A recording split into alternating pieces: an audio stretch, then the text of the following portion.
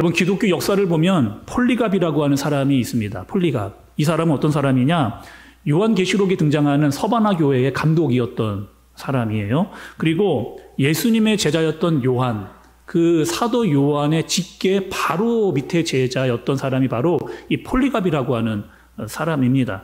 근데 당시에 이 로마 제국에서 교회를 굉장히 핍박을 하던 시대에 살았던 사람인데, 이 교회의 감독이다 보니까 이 로마 제국에서 폴리갑을 가만두지를 않는 겁니다. 그리고 체포하고 잡아와라 라고 하는 명령을 내립니다. 사람들이 폴리갑에게 왔습니다. 빨리 도망가라고, 이 자리를 피해라, 이렇게 이야기를 합니다. 근데 폴리갑은 도망가지를 않고 결국에는 이 로마 제국의 병사들에게 붙잡혀서 로마의 원형 경기장으로 끌려가게 됩니다. 많은 사람들 앞에서 로마 제독이 묻는 거죠. 그리스도를 부인해라. 그를 주라고 말하지 말고 오직 로마의 가이사만 황제이고 신이라 이렇게 이야기해라. 그러면 내가 너를 살려주겠다. 그렇게 이야기했습니다. 그 이야기를 듣고 폴리갑이 이런 이야기를 합니다. 그 많은 사람들과 그리고 총독 앞에서 이렇게 이야기를 하는 거죠. 나는 86년 동안 오직 그분의 종이었습니다. 그분은 나를 단 한 번도 나를 실망시키신 적이 없으십니다. 그런데 내가 어떻게 나를 구원하시고 지금 내가 왕으로 모시고 있는 그분을 부인할 수 있겠습니까? 이런 고백을 폴리갑이 많은 사람들과 로마의 총독 앞에서, 그리고 그 얘기를 듣던 총독은 그 폴리갑을 가만두지를 않습니다. 가장 고통스럽게, 가장 잔인하게 죽이라고 하는, 결국에 어떻게 하느냐? 불에 태워 죽이라고 하는 명령을 내리게 되는 거죠. 그리고 그 불에 태워 죽이라고 하는 명령 앞에서도 폴리갑이 이렇게 고백을 합니다. 당신이, 그리고 로마가 나를 불태워 죽일 수는 있습니다. 그러나 나의 영혼까지 태울 수는 없습니다. 나는 오직 영혼을 사모하고 그 죽음을 맞이하겠습니다. 라고 하는 고백을 폴리갑이 하며 불태움을 당해 죽는 그런 사건. 폴리갑의 이야기를 듣거나 읽을 때마다 참 대단한 사람이다 라고 하는 생각이 들면서, 또 한편 저는 말씀 앞에서 이런 고민을 해봤습니다. 내가 만약 이 상황이었더라면, 나도 목회자인데 만약에 나에게 이와 같은 일이 생겨나게 된다면 나는 어떻게 할 것인가? 라고 하는 이 질문으로부터 오늘 말씀에 대한 내용을 살펴보도록 그렇게 하겠습니다. 여러분, 오늘 말씀해 보시면 예수님께서 세 제자들과 함께 높은 산으로 올라가시는 것을 볼 수가 있어요. 그 세 제자는 베드로와 야고보와 요한입니다. 그리고 말씀해 보면 그 산을 높은 변화산이라고 이야기를 했는데, 이게 지역적으로 보면 정확히 어디인지, 어떤 산을 이야기하는 것인지는 우리가 알 수는 없습니다. 그런데 우리가 지금 계속 말씀을 보아오면서 예수님께서 제자들과 지나가고 있던 곳이 어디였느냐? 빌립보 가이사라라고 하는 지역을 지나가고 계셨어요. 그리고 그 지역에서 가까웠던 산이 헬몬이라고 하는 그런 산입니다. 그래서 학자들은 이 산이 아마도 헬몬 산이다라고 이야기를 하고 있어요. 그리고 높은 산이라고 이야기되어져 있고, 성경에는 변화산이라고 그렇게 말씀이 기록을 하고 있습니다. 그런데 예수님께서 제자들과 그 산 위에 오르셨거든요. 그리고 예수님께서 그 산에서 변화하셨습니다. 어떻게 변화를 했느냐? 헬라어로는 스틸본다라고 하는 이 단어가 사용되었는데, 이 단어는 어떤 단어냐? 신약 성경에서 딱 한 번만 등장을 하고 있는, 그러니까 너무나 아름답고 너무나 신비로운 광채의 모습이 예수님으로부터 발산되어지는 그 모습을, 제자들이 그 모습을 지켜보게 되는 겁니다. 또 여러분, 오늘 말씀해 보면 예수님의 그 광채뿐만 아니라 두 사람이 등장을 하거든요. 그 두 사람이 누구냐? 모세와 엘리야가 예수님의 그 광채 가운데 두 사람이 나타나게 됩니다. 근데 여러분, 여기서요, 조금 말씀을 좀 아셔야 될 필요가 있습니다. 이 모세와 엘리야에 대해서 우리가 좀 잠깐 짚고 넘어가야 말씀이 우리에게 무엇이라고 이야기하는지를 잘 이해할 수가 있거든요. 이 모세라고 하는 사람은 여러분, 예수님이 계시던 그 당시에 한 1400년 정도 전의 사람입니다. 그리고 엘리야는요, 예수님 계실 때를 기준으로 한 800년 전에 있었던 그런 사람이에요. 근데 이들이 예수님 앞에 나타났다는 겁니다. 먼저 모세는요, 산과 아주 많은 연관을 가진 인생을 살았어요. 모세는요, 호렙산에서 하나님께 부름을 받았습니다. 그리고 시내산에서 율법을 받았고, 그리고 느보산에서 죽음을 당하는 거의 중요한 일들을 다 이 산에서 결정지었던 사람이 바로 이 모세거든요. 특별히 여러분 그 시내산에 올라갔을 때, 모세가 시내산에 올라갔을 때 어떤 일이 있었느냐? 십계명을 받아가지고 내려왔는데 그때 하나님의 광채가 나타나서 사람들이 도저히 모세를 직접적으로 볼 수 없었다라고 하는 구약의 이야기가 있게 됩니다. 그러니까 이 산을 이야기하면 모세를 빼어놓을 수가 없고, 또 이 모세는 산에 올라갈 때마다 특별한 일을 경험하고 왔던 이 모세가 예수님을 만나고 있는 이 현장이라고 하는 거죠. 또 여러분, 이 엘리야라고 하는 사람은 어떤 사람이냐? 구약의 많은 선지자 중에 선지자입니다. 그러니까 놀라운 일들을 굉장히 많이 했던 이 엘리야 선지자. 그리고 사람들은요, 우리가 기다리던 메시아가 오기 전에 이 엘리야와 같은 사람이 반드시 나타날 것이다 라고 이야기했던, 또 우리가 여러분 말씀 살펴봤잖아요.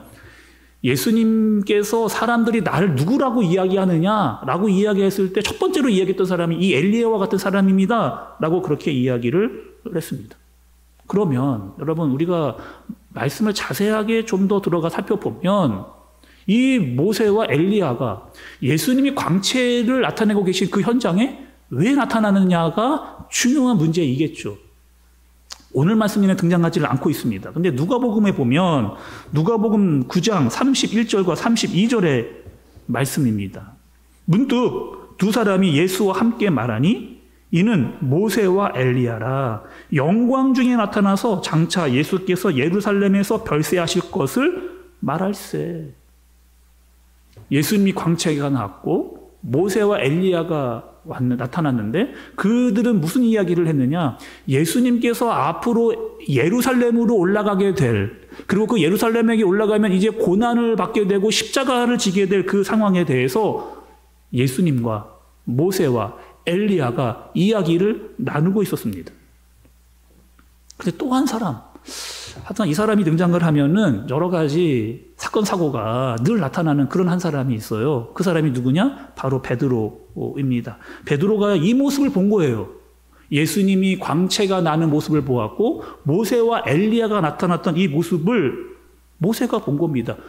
어떻게 했어요, 여러분? 그 현장에서 그 베드로가 그 현장, 와, 아니 이 놀라운 모습을 내가 목격을 하다니, 이 놀라운 모습을 예수님께서 빛나는 광채를 나타내시고 또 이 모세와 엘리야는 이스라엘 사람들에게 있어서 가장 추앙을 받는 가장 놀라웠던 그런 사람들을 내가 지금 이 현장에서 보고 있는 거예요.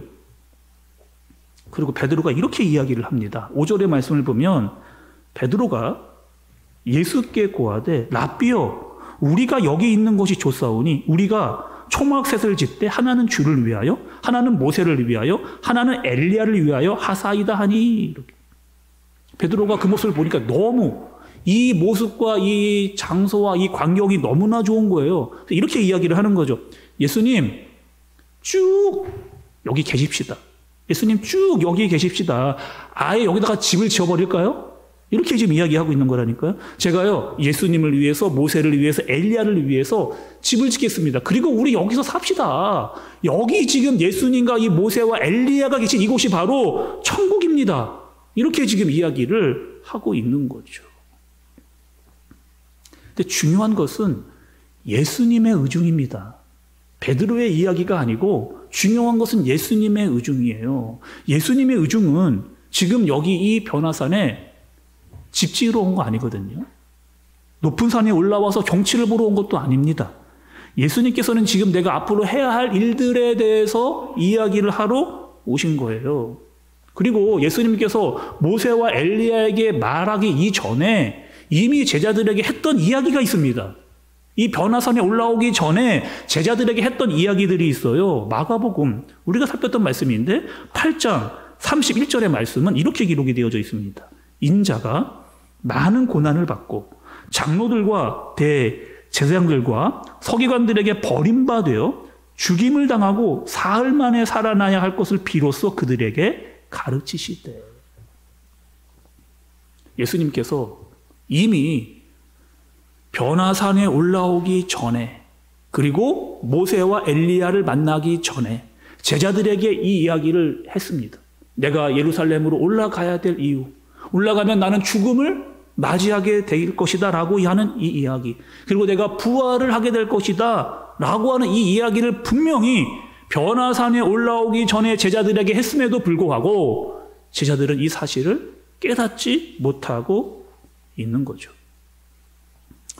여러분, 사도행전 7장에 가면 스데반 집사가 나옵니다. 이분은요, 초대교회 그냥 집사님이었어요.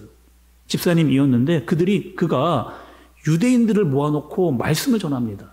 이 스데반이 어떤 말씀을 전하느냐? 너희가 하는 일을 너희가 알고 있느냐? 너희가 어떠한 짓을 했는 줄 알고 있느냐? 이렇게 스데반 집사가 막 거의 피를 토하면서 그들에게 말씀을 전해요. 그리고 너희가 정말 죽인 그 예수가 누구인 줄 아느냐? 우리가 그렇게라도 우리가 기다리고 있었던 우리의 구원자였던 그분을 너희가 십자가에 매달아 죽였다라고 그렇게 막 그들의 죄와 잘못을 막 토해내듯이 스데반 집사가 그들에게 이야기를 했습니다. 그리고 그 이야기를 듣는 사람들이 견딜 수가 없는 거죠. 도저히 들을 수가 없는, 스데반이 그렇게 이야기하는 것에 들을 수도 없고 들을 가치도 없다라고 생각을 된 그 사람들이 어떻게 하느냐? 돌을 들어서 스데반을 쳐 죽이려고 합니다. 실제로 돌을 스데반 집사에게 던지는 거예요. 여러분, 돌 맞아보셨습니까? 돌 여러분, 그리고 이 돌이요 그냥 장난삼아 던지는 돌이 아니고 사람을 죽이려고 하는 악한 마음을 품어서 온 힘을 다해서 던지는 돌입니다. 그 돌에 맞아서 얼굴이 깨져나가고 뼈가 부서집니다. 온몸의 마디가 다 부서져 나가고 내장이 터지는, 어떻게 스데반은 이 고난을 견딜 수 있었을까? 여러분, 아까 처음에 이야기했던 대로 폴리아과 같은 이 어려운 상황, 이 스데반이 겪고 있는데 과연 이 스데반은 어떻게 이 고난을 견뎌낼 수 있었을까? 스데반이 여러분, 그 고난 중에 본 것이 있습니다. 오직 그것만 보였고 그것만 집중했거든요. 그 본 것을 말씀은 우리에게 기록을 해주고 있어요. 사도행전 7장 54절에서 56절의 말씀입니다. 우리 한번 같이 한번 읽어보도록 그렇게 하겠습니다. 시작. 그들이 이 말을 듣고 마음에 찔려 그를 향하여 이를 갈거늘 스데반이 성령 충만하여 하늘을 우러러 주목하여 하나님의 영광과 및 예수께서 하나님 우편에 서신 것을 보고 말하되 보라, 하늘이 열리고 인자가 하나님 우편에 서신 것을 보노라 한데, 스데반이 여러분 어떻게 했어요? 본 게 있어요. 뭘 봤느냐?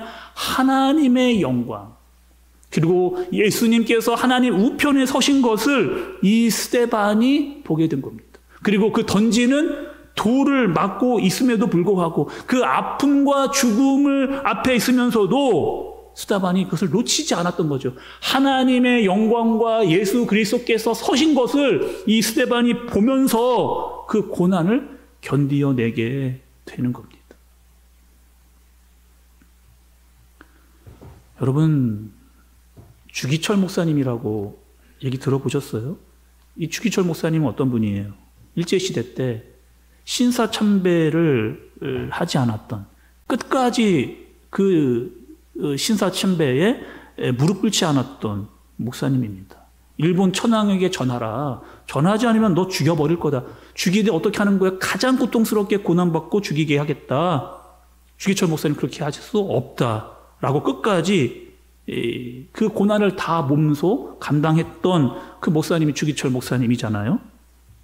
한 번은 계속해서 감옥에서 옥살이를 하다가 한 번 이렇게 감옥에서 나올 기회가 있었습니다. 그리고 이 주기철 목사님이 설교를 하는 거예요.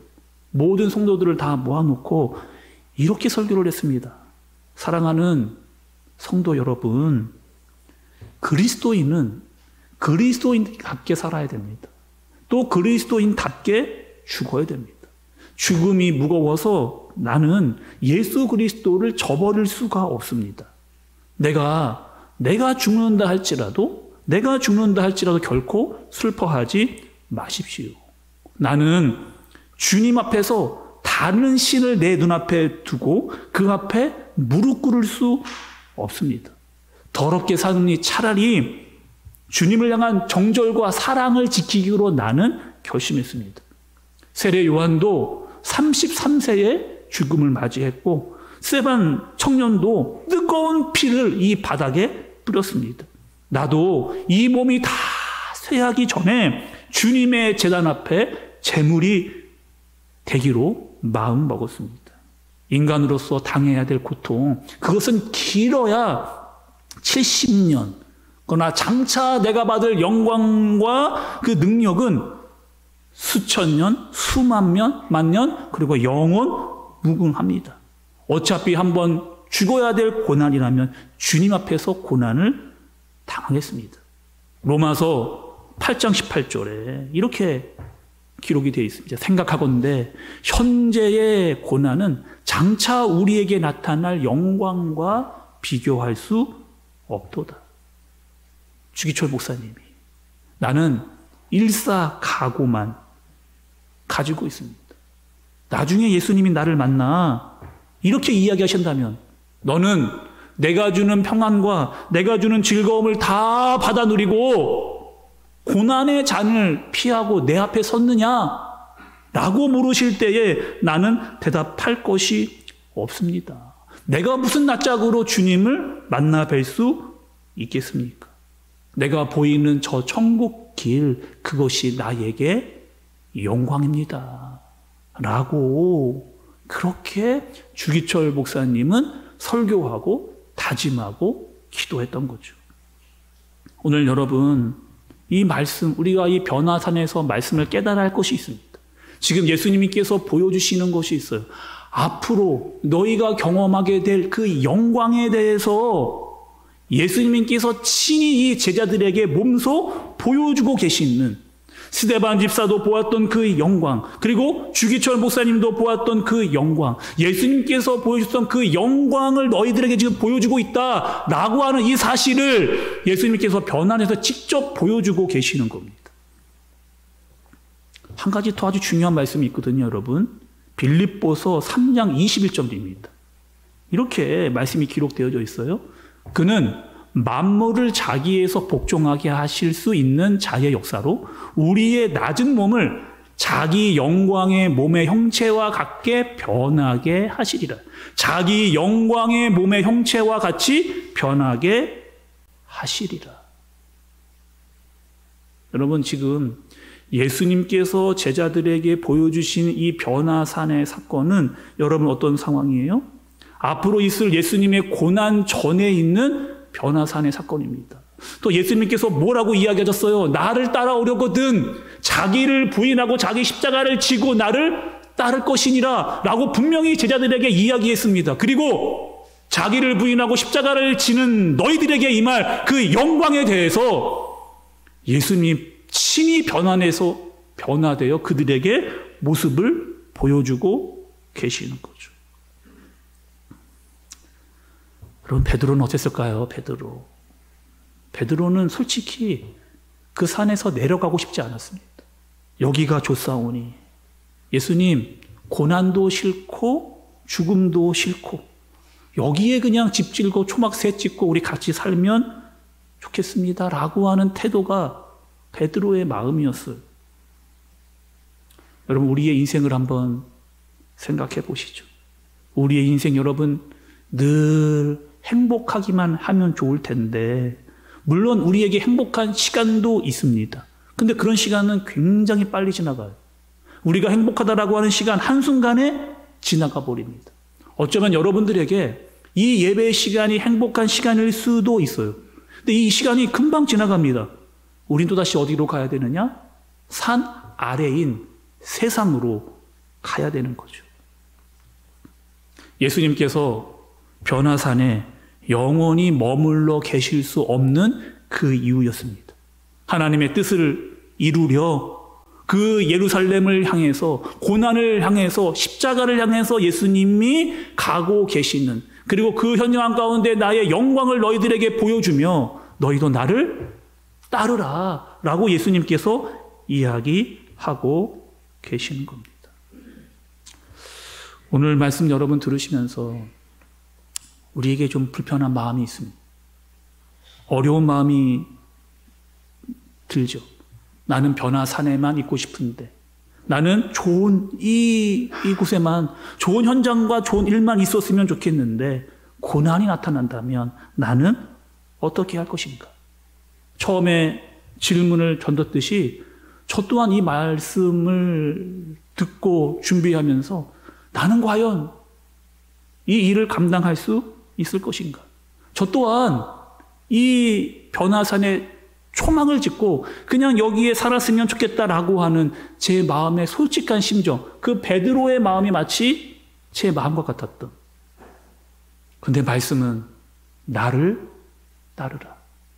자기를 부인하고 십자가를 지고 나를 따르라.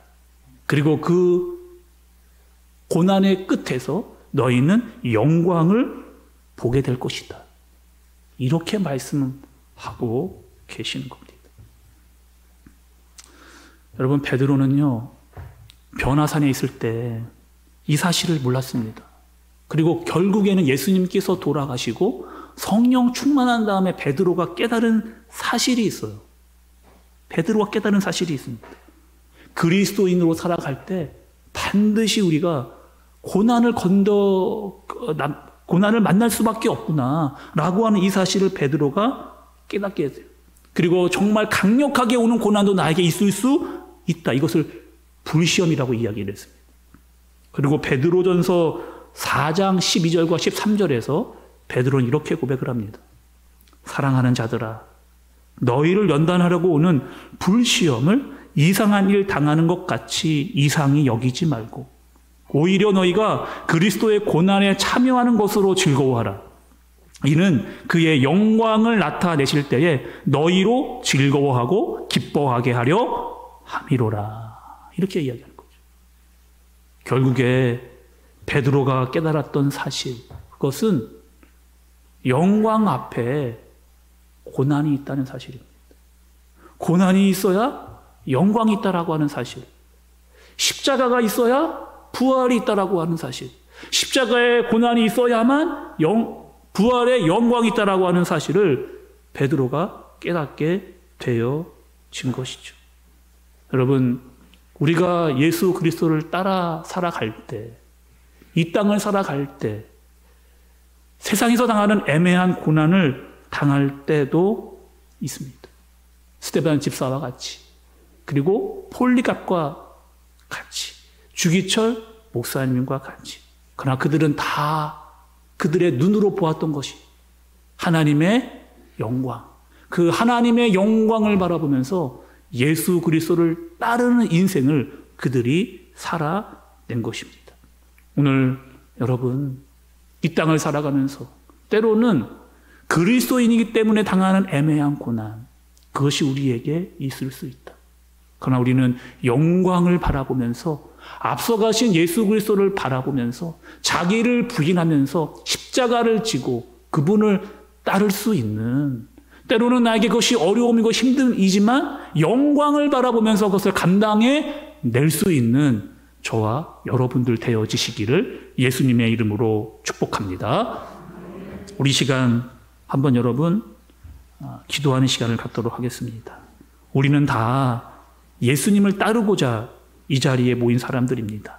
그런데 늘 좋은 것만 달라고 기도하는 내 모습은 아닌가? 늘 변화산에 초막을 짓고 내려가고 싶지는 않다고 말하는 사람은 아닌가? 그런데 그런 우리에게 예수님께서 말씀해 주십니다. 제자들에게 보여주십니다. 영광을 바라보라. 영광을 바라보라. 그 영광은 자기를 부인하고 십자가를 질 때 볼 수 있는 것이다. 이렇게 말씀합니다. 때로는 고난이 너무 싫고 두렵고 만나고 싶지 않습니다. 머물러 있고 싶습니다. 그러나 주님의 영광을 보게 하여 주옵소서. 예수 그리스도를 따르게 하여 주옵소서. 자기를 부인하고 십자가를 지고 주님을 따르는 그 마음이 우리 가운데에 있게 하여 주옵소서. 무엇보다 하나님의 영광과 그리스도를 바라보며 우리의 인생을 한 걸음씩 한 걸음씩 나가는 우리 모두가 되게 하여 주옵소서. 내가 되게 하옵소서. 우리 함께 마음을 모아서 함께 기도하도록 하겠습니다. 기도합니다. 하나님,